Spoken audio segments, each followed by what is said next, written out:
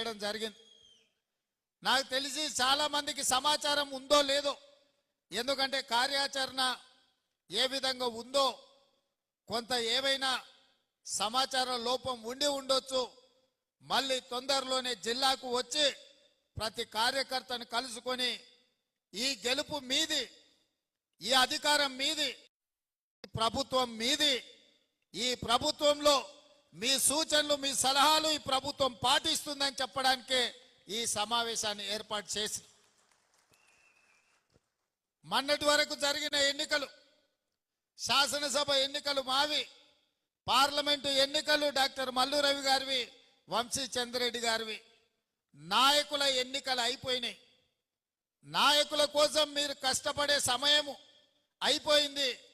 ఇప్పుడు ఈ వేదిక మీద ఉన్న నాయకులందరూ మీకోసం కష్టపడి మిమ్మల్ని సర్పంచులుగా, ఎంపీటీసీలుగా